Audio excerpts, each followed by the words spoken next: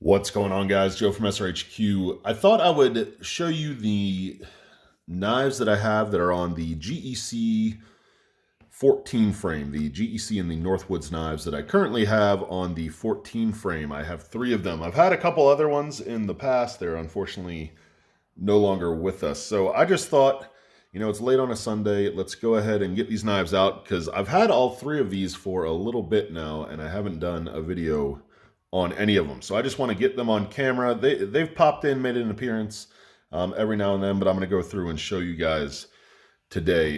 If you guys are interested in seeing these leather sheaths that I made, I'll talk about these a little bit at the end of the video and I'll show you what I'm carrying.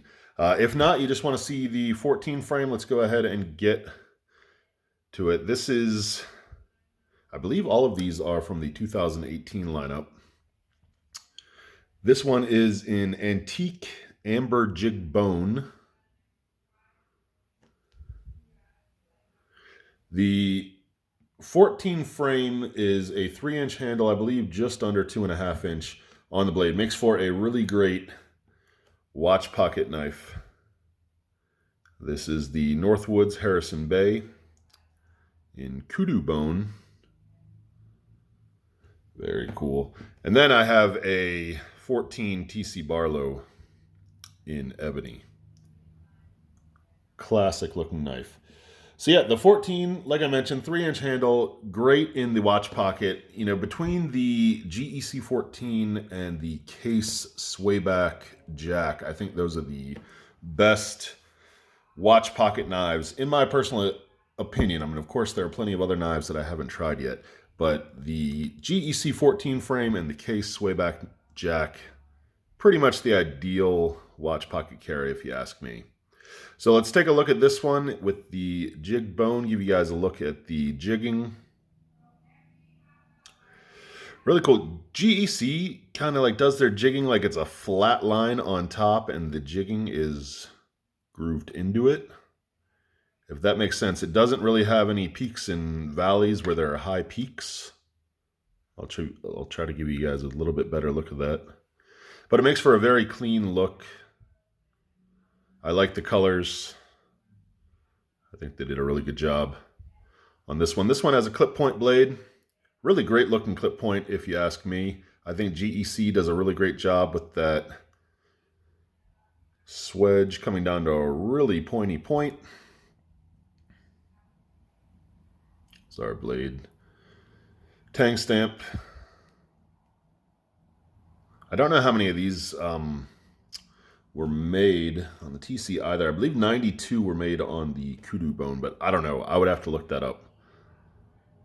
Yeah, overall, I mean, this is just classic Great Eastern Cutlery quality. Fantastic fit and finish.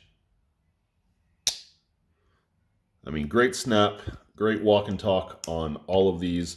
Let's save the kudu bone for last. Let's go to the GEC TC, the TC Barlow in Gabon Ebony.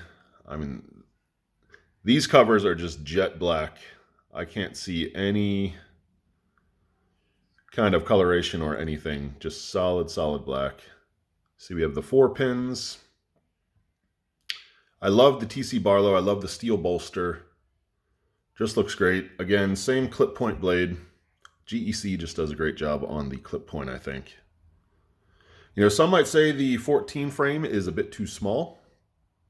It's a 3-finger knife. If you just need a quick knife to pull out, open a package, open a box, break down a box, it's going to be a great knife. If you want, a knife for food prep, cutting an apple, something like that, that you might find that this blade is a bit short, but I carry this. It's just, a little box cutter whenever I need one. Whenever I need to open a package, break down a box, I always have one. I typically carry, I just drop these in my pocket or in my watch pocket, like I mentioned before.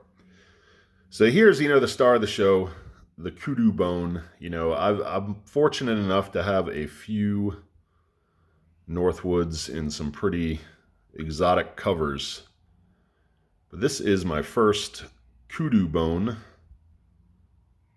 on this little Harrison Bay.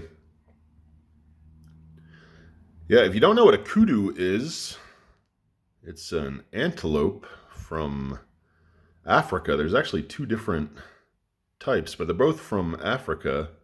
And the bone, you can see, makes for a very unique look. It has, if you see, these kind of channels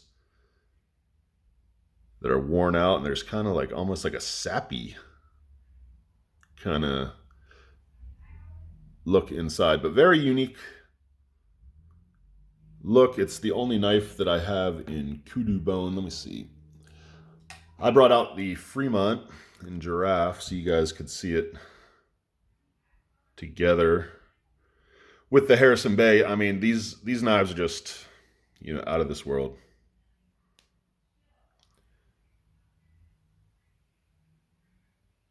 Beautiful, beautiful covers. I mean, I don't know, you know, I paid a lot for these at the time, but looking back, I just think I got a great deal on them because the prices on the Northwoods have just skyrocketed recently, putting me pretty much out of the Northwoods game at the moment. I mean, you know, unless I find a really great deal, but, you know, I'm not even looking.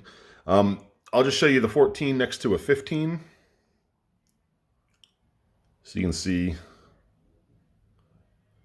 the size difference. Like I said, 3-inch handle. So a lot of you guys are going to find this a little bit too small, but if you like carrying a knife in the watch pocket, I think the 14s are a great option. So yeah, I just wanted to run through and show you guys what I have. I didn't show you the blade on this one. Look at that saber ground spear point.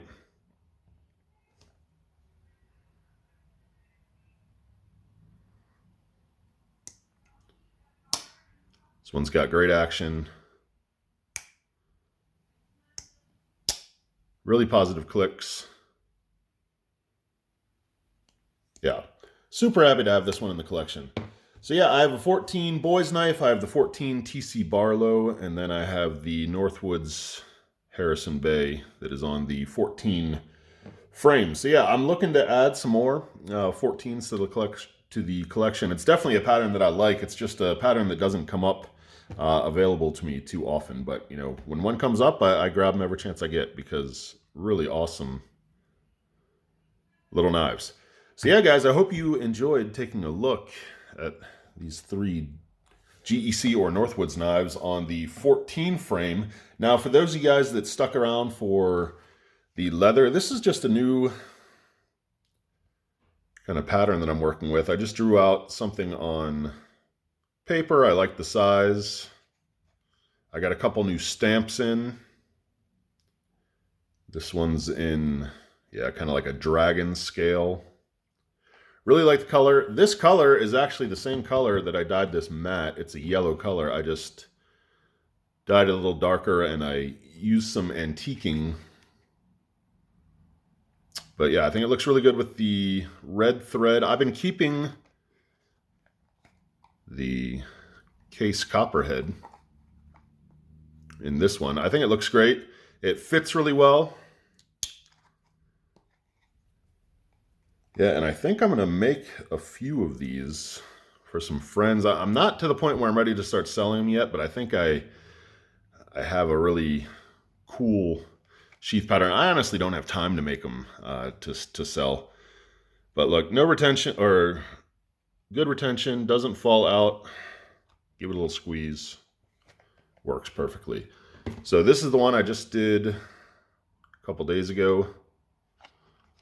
Really crazy color, but you'll see the knife inside. Some of you guys already know that have been watching on Instagram. What is that called? Is that the Chesterfield? I don't know. It's like these little buttons in like a leather sofa all over the place. Looks really cool. I did this one blue with an antique finish and this green thread because you guys will see the knife. I think I did a pretty good job on the color match.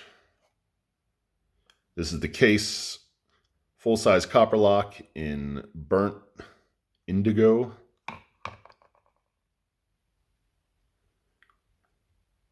Yeah, and it just had these great, you know, blues and greens, and I thought I could, yeah, recreate that in a sheath. So, yeah, these sheaths are working out really great. I've made a couple. I've actually sent a couple out to a few friends. But yeah, I'm going to be getting some more supplies yeah, soon, hopefully. I mean, Germany's under like a really strong lockdown right now, guys. You need a test just to go to a store. I mean, it's ridiculous. So the leather shop's been closed down for a while now. So as soon as I can get back and get some more supplies, I'm going to be making some more sheets. But I've been having some fun with that. So that's going to do it. I don't want to drag this video out too long, but I appreciate you all watching and have a great day. Bye-bye.